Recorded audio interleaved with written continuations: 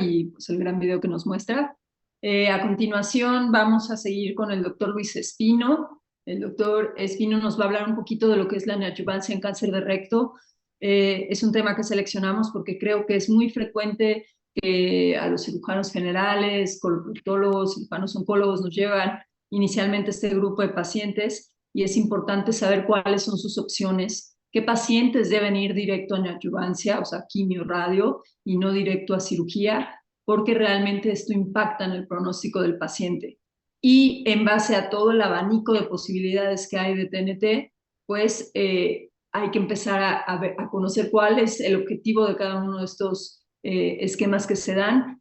e individualizar el caso y ver los objetivos que estamos buscando. Entonces el doctor Luis Espino nos va a compartir este tema. Muchísimas gracias. Buenas noches a todos. Muchas gracias de nueva cuenta, Itzel, por la invitación, a las autoridades del AMCAT, por supuesto a Jorge y a Carlos por poder compartir este simposio con ellos. No hay algún conflicto de interés que tenga que declararles. Y bueno, de nueva cuenta sabemos que la cirugía es la piedra angular del tratamiento para el cáncer de recto, como ustedes lo pueden observar en esta publicación clásica del mismo doctor Hill, en la cual con solamente una excelente técnica quirúrgica, solamente con una perfecta decisión del mesorrecto, como él hizo énfasis en su descripción, se obtienen tasas de recurrencia tan bajas como del 3.7% y supervivencia global y libre de enfermedad a 5 años del 87 y del 81% respectivamente. Sin embargo, conforme el tumor va penetrando cada vez más o a mayor profundidad en la pared del órgano, la supervivencia global y otros resultados oncológicos van decayendo o van empeorando. Pero adicionalmente, si agregamos la extensión a estructuras dentro del mesorrecto, sobre todo ganglios linfáticos, el pronóstico todavía es peor. Aquí les pongo otros dos ejemplos más antiguos o relativamente clásicos. El primero, este trabajo también del 88, el cual es una serie que reporta las diferencias en las tasas de fallas locorregionales y a distancia para cáncer de recto, siendo la primera del 50-70% y la segunda del 30-50%. Este dato es muy importante porque a diferencia del cáncer de colon, donde la mayoría de las recurrencias son a distancia, en el recto un porcentaje elevado es una recurrencia locorregional.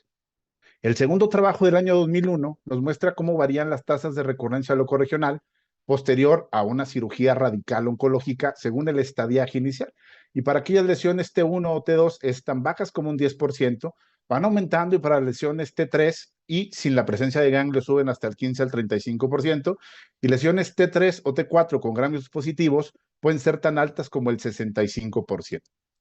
Además que este patrón es diferente en cuanto a las recurrencias locorregionales y a distancia, de nueva cuenta para las lesiones rectales y para las lesiones colónicas. Y en parte esto se explica por la diferencia que existe entre el mesocolon, en donde los distintos niveles ganglionales, ya explicados perfectamente por Carlos, la relativa separación que existe entre ellos y otras estructuras como las vasculares, pues son totalmente distintas al espacio que existe en el mesorrecto, en donde todo se encuentra embebido e íntimamente relacionado, cercano, para adaptarse a ese espacio confinado que se conoce como pelvis. También una variable muy importante, y esto fue recalcado en el Congreso Europeo del año pasado por el doctor Rees, en su conferencia o en su plática titulada Reevoluciones en cáncer colorectal, es que dentro del tratamiento quirúrgico, nuestra especialización, nuestra superespecialización, nuestra experiencia es importante para poder obtener adecuado control locorregional, como ustedes pueden observar, con mejores tasas o con menores tasas de recurrencia en aquellos cirujanos que tenían más experiencia. Pero incluso previamente a este famoso artículo del doctor Hill, empezó a surgir evidencia de que el tratamiento adyuvante con radioterapia y en varios ensayos posteriormente con quimioterapia se asociaban a mejores resultados oncológicos. Esto llevó a que desde el año de 1990 la NCCN estableciera como tratamiento estándar para el cáncer de recto locorregionalmente avanzado la terapia trimodal, que tiene que incluir cirugía, radioterapia y quimioterapia. Además, que el concepto de terapia neoadyuvante para el cáncer de recto, como muchas cosas en medicina, no crean que es nuevo, ya que existen reportes desde 1917, en donde específicamente Jenaway y Quick reportaron que al implantar semillas de oro que irradiaban radio o radón directamente en las paredes del tumor rectal, tenían buenos resultados. Y en esa época en donde la mortalidad asociada al procedimiento quirúrgico era tan elevada y los resultados oncológicos producto de una disección Roma no cortante y por lo tanto no oncológica eran tan pobres, pues colocó a la radioterapia durante un lapso de cerca de 40 a 50 años como la mejor opción de tratamiento para el cáncer de recto. Afortunadamente, con el paso del tiempo, se fueron investigando si dicho tratamiento complementario después de la cirugía se pudiera administrar antes de la misma para mejorar el pronóstico de los pacientes. Y aunque en primera instancia o los primeros ensayos utilizaban dosis infraterapéuticas de radioterapia, sobre todo por miedo a tener mayor toxicidad, o se emplearon medicamentos que hoy ya no forman parte del armamentario del uso diario del oncólogo clínico, pues poco a poco se fue demostrando y se fue consolidando la utilidad y la efectividad para modificar el orden de esta terapia trimodal con las ventajas que ustedes pueden observar. Mejorar el control local, tener un aumento en aquellas cirugías preservadoras de esfínter, es decir, reducir las resecciones abdominoperineales, mejorar los resultados funcionales, tener un menor riesgo de complicaciones anastomóticas, ya sean agudas, de licencias de anastomosis, o posteriores o crónicas, como el desarrollo de estenosis. Y sobre todo, tener un mayor porcentaje de pacientes que recibían dichas opciones de tratamiento en comparación a los pacientes postquirúrgicos que quizá por la disminución del estado funcional secundaria a la convalecencia, a recuperarse de una intervención quirúrgica, no eran capaces de tolerarlos o no eran capaces de iniciarlos o incluso secundario al desarrollo de complicaciones perioperatorias. Y este trabajo holandés es de los primeros en esta importancia, es muy criticado por la falta de dominio y estandarización de la escisión total del mesorrecto entre los cirujanos que participaron, pero fue el primero en donde se empleó la radioterapia no adyuvante y se asoció a una disminución en el riesgo de recurrencia local. Antes de continuar, es muy importante definir estos dos términos, que queden muy claros. Adyuvancia es aquel tratamiento que se administra posterior o después de la cirugía. Neoadyuvancia es el tratamiento que se administra antes del procedimiento quirúrgico de la cirugía. Por lo tanto, y esto lo pasaremos rápidamente, los tumores T1 y T2, las etapas tempranas, y quizá algunos, o muchos grupos están de acuerdo que algunos del tercio superior del recto, en etapa T3, solamente basta con un tratamiento quirúrgico oncológicamente adecuado. Pero ¿cuáles son las indicaciones para poder utilizar esta quimioradioterapia o esta terapia multidodal? Bueno, pues las lesiones locorregionalmente avanzadas, en donde los resultados son mejores si se emplean. Y en las siguientes diapositivas desglosaremos y explicaremos brevemente las indicaciones actuales para ello. La primera, la absoluta, la única indicación que tiene un nivel de evidencia 1 basado en estudios prospectivos aleatorizados, son las lesiones T3 para tumores del tercio medio y del tercio inferior del recto y todas las lesiones T4.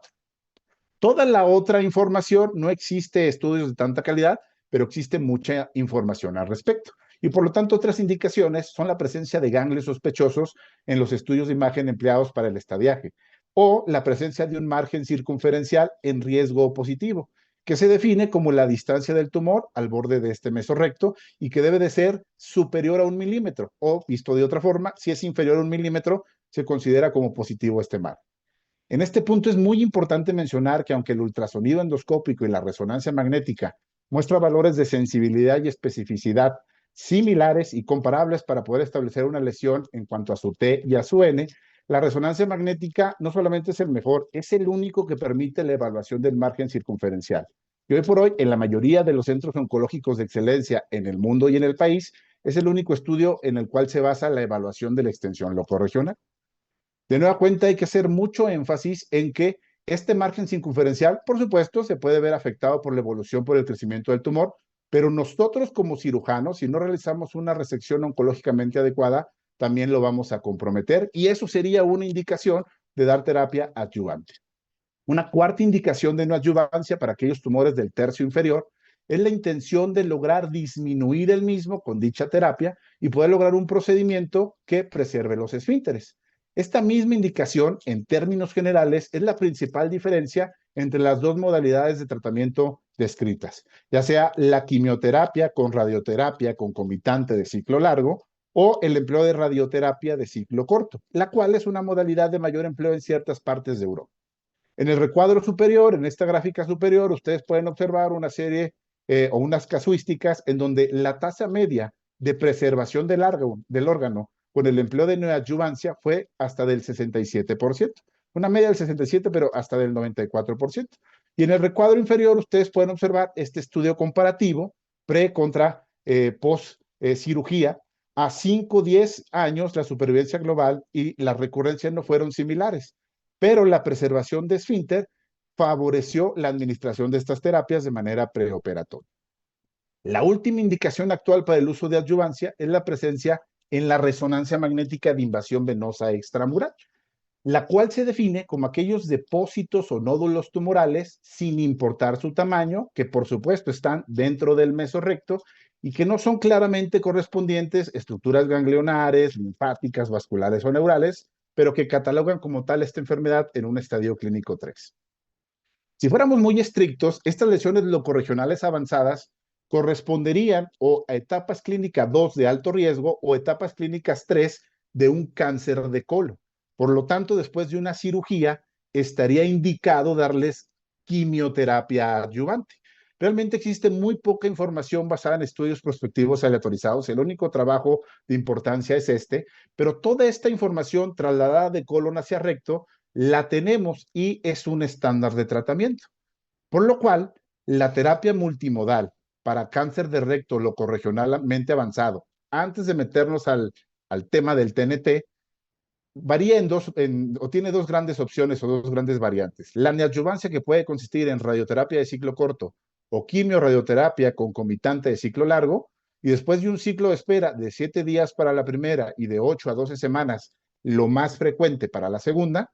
se someten a una cirugía oncológica radical y posteriormente se les administra quimioterapia adyuvante. En aquellos lugares del mundo, principalmente Europa, en donde se utiliza el ciclo corto, las principales indicaciones para ello son aquellos tumores T3 con ganglios positivos, pero donde el margen circunferencial se encuentra libre, aquellas lesiones T1 o T2 con ganglios N1 o N2, aquellos pacientes que tienen un estado funcional, una clase funcional limítrofe y que por lo tanto son menos capaces de tolerar la quimio-radioterapia concomitante de ciclo largo, y sobre todo en aquellos pacientes que tienen una enfermedad metastásica. Entonces, para tratar el control regional y además empezar a tratar la quimioterapia de manera, las metástasis con quimioterapia de manera sistémica. Este no es el objetivo de la plática, pero dos puntos que quiero hacer énfasis y que en futuras diapositivas van a ver el porqué. Es, como ya se mencionó, es importante tatuar la lesión. No solamente nosotros, si hacemos la colonoscopía, el gastroenterólogo, el endoscopista que le dice la colonoscopía, para poder localizar el momento de la cirugía, sino también para poder localizar en el momento de administrar estas terapias neoadyuvantes. Y además, debemos de acostumbrarnos a que, ya sea de manera inicial o posterior, cuando en estas biopsias de colonoscopía nos dan el reporte de adenocarcinoma, de pedir rutinariamente que se detecte o que se realice inmunohistoquímica para inestabilidad microsatélite. Uno de los principales beneficios del empleo de dichas terapias neoadyuvantes, sin importar la modalidad, es que se ha demostrado que funge o que funciona como un antibiograma en vivo, es decir, es una prueba en vivo de la sensibilidad del tumor. Y esto también se ha demostrado que aquellos pacientes que tienen una respuesta completa o parcial tienen mejores resultados oncológicos en comparación con aquellos quienes no. En un principio se pensaba que diferir la cirugía más tiempo después del empleo de neoadyuvancia se podría asociar a mayor complejidad técnica, mayores tasas de complicaciones, peores resultados perioperatorios y oncológicos. Hoy por hoy se sabe que dichos miedos son infundados y que lo único que realmente afecta y repercute es que aumenta el porcentaje de pacientes que pueden llegar a tener una respuesta clínica completa. Pero el ciclo corto de radioterapia o la quimioradioterapia concomitante de ciclo largo, desgraciadamente no van a afectar todas aquellas células tumorales que están presentes cuando se está administrando esta radioterapia o incluso desde antes, desde el momento del diagnóstico, y que están circulando en toda la economía del paciente buscando un órgano, llámese hígado, pulmón, cerebro, donde puedan implantarse y empezar a desarrollar metástasis clínicamente manifiestas. Al fin y al cabo, el 5-FU o la capecitabina que se utiliza para radiosensibilizar en el momento de dar la radioterapia a nivel pélvico, solamente tiene el objetivo de eso, hacer más sensible el tumor a la radioterapia y tener mejores resultados, pero carece de un efecto sistémico significativo. Entonces, con este potencial problema, surgió la idea de utilizar una terapia neoadyuvante total, la cual consiste en un ciclo de quimioterapia neoadyuvante basada habitualmente en oxaliplatino, con una duración de 3 a 4 semanas, con un ciclo de radioterapia neoadyuvante, ya sea de ciclo corto o de ciclo largo, y ambos fueran administrados antes de un eventual procedimiento quirúrgico oncológico radical. Las primeras indicaciones para el empleo de este TNT era tumores T4, N2, del tercio inferior del recto, y que tuvieran el margen circunferencial involucrado o invasión venosa extramural. Y en primera instancia se consideró que utilizar esta TNT tenía los beneficios de mejorar la resecabilidad y las tasas de respuesta patológica completa, mejorar la preservación de los órganos, la supervivencia, el porcentaje de pacientes tratados con un esquema trimodal para cáncer de recto, es decir, que inicien la quimioradioterapia, que la terminan y que reciban las dosis completas. El ensayo PRODIGE es de los primeros, es de los más importantes y se los pongo aquí a consideración para que ustedes puedan observar cómo el 92 pacientes de aquellos que se les administró TNT lograron completar la quimioterapia, en comparación con solamente el 79% de los que se utilizó de manera adyuvante. Y aquí es muy importante definir que la quimioterapia de inducción es la que se administra antes de la radioterapia no adyuvante y la quimioterapia de consolidación es la que se administra después de dicha radioterapia. Los principales o potenciales teóricos beneficios de la inducción es que puede mejorar el cumplimiento, la tolerancia y probablemente en un grupo de pacientes que tengan una respuesta completa hasta obviar la radioterapia.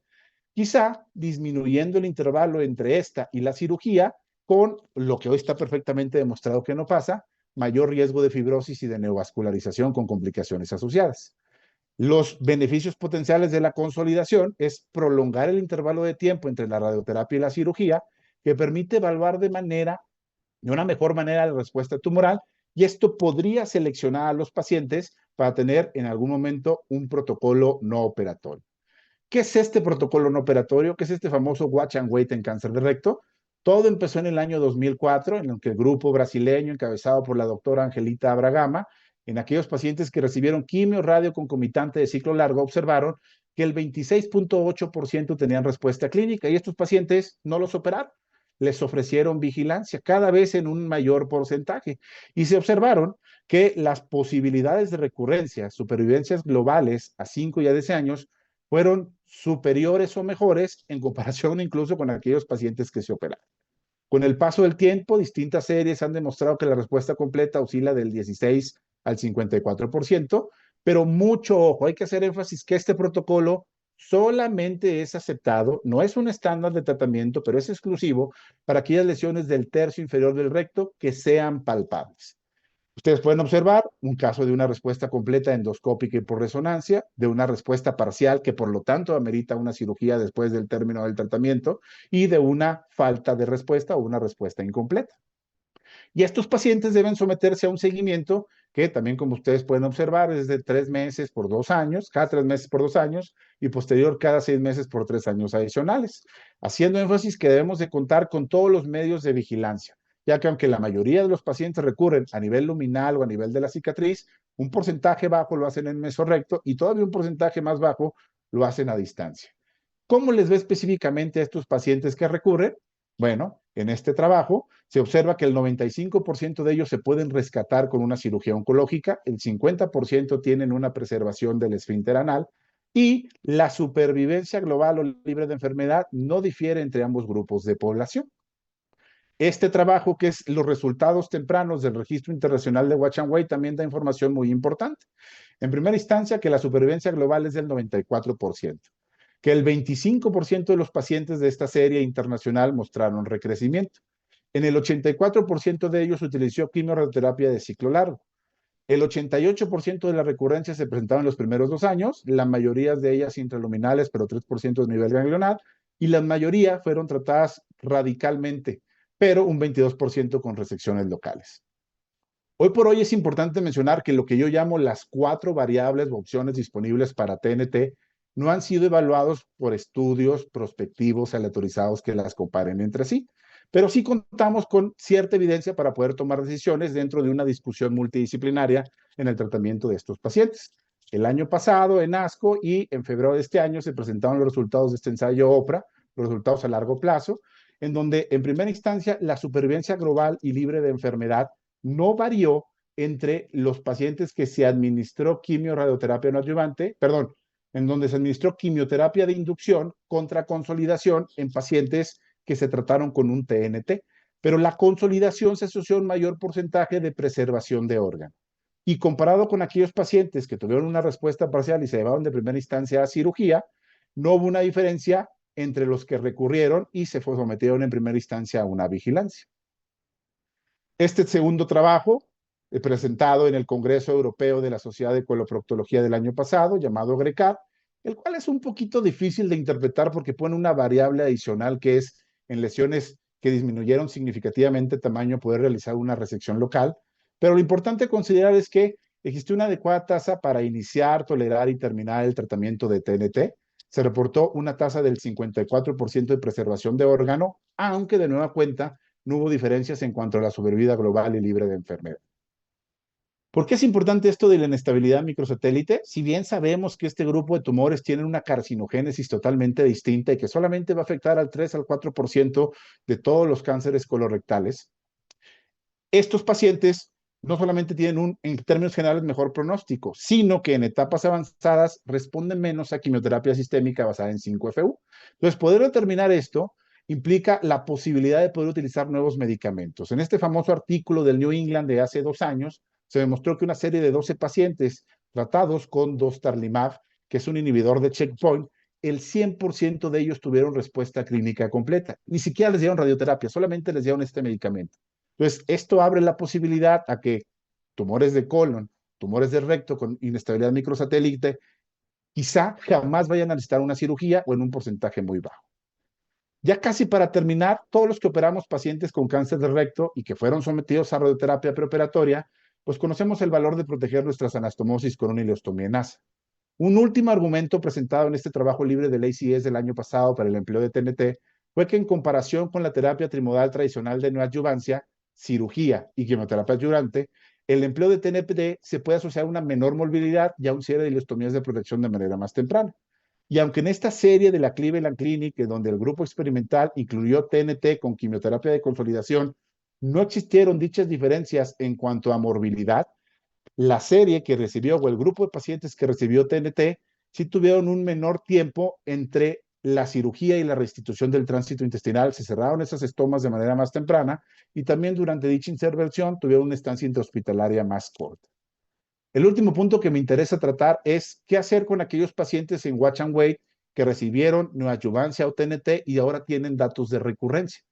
Pues bueno, como la mayoría de esas recurrencias son a nivel nominal, lo primero que hay que saber es que no se tienen que biopsiar, porque la sensibilidad y el valor predictivo negativo es muy bajo. Es decir, las biopsias pueden salir negativas y es porque es una mala prueba para detectar la presencia de cáncer. No es porque realmente no haya cáncer ahí. Entonces, no tenemos que quedarnos con esta falsa sensación de seguridad. Y en este escenario, quizá puedan ser útiles y quizá con mayor información se pueda convertir en un estándar del tratamiento biopsias de espesor total, ya sea como una resección transanal, como ya ejemplificó Jorge, o como una disección submucosa endoscópica realizada por endoscopistas entrenados en esto. En esta serie muy pequeña de 6 pacientes de la Cleveland Clinic, del doctor Scott Steele y de la doctora Tracy Hall, estos 6 pacientes se sometieron a un SD porque desarrollaron datos de recurrencia posterior a un protocolo de preservación de órgano y a corto mediano plazo el 66% de la serie, 4 de estos 6 no tenían un diagnóstico de malignidad. Por lo tanto, una cirugía oncológica quizá hubiera sido un tratamiento excesivo y quizá estas se vayan a convertir en las mejores biopsias para poder tomar estas decisiones. ¿Qué podemos concluir? Bueno, la cirugía, la protectomía con excisión total del mesorrecto, continúa siendo el estándar de oro para el tratamiento del cáncer de recto, pero hoy por hoy la verdad es que no sabemos por cuánto tiempo. La base de tratamiento para el cáncer rectal locorregional avanzado es la terapia trimodal, que incluye siempre radioterapia y quimioterapia, y en un número significativo de pacientes, todavía la mayoría, cirugía. La terapia neoadyuvante, ya sea de ciclo corto o de ciclo largo, en conjunto con la cirugía, mejora el control locorregional de la enfermedad. Dicha terapia neoadyuvante, desgraciadamente, no ha podido mejorar ni la supervivencia global ni la libre de enfermedad. También sabemos que si aumentamos el intervalo de tiempo entre la radioterapia y la cirugía, va a aumentar el porcentaje y el grado de respuesta clínica que tengan los pacientes. Y que esta nueva modalidad de tratamiento llamada TNT aumenta la respuesta tumoral y sobre todo mejora la tolerancia y la recepción de nuestros pacientes a estos tratamientos complementarios de quimio y radioterapia. Además, que para aquellos tumores del tercio inferior del recto con respuesta clínica completa, se puede ofrecer un protocolo de preservación de órgano hasta el momento y con mucha evidencia con similares resultados oncológicos.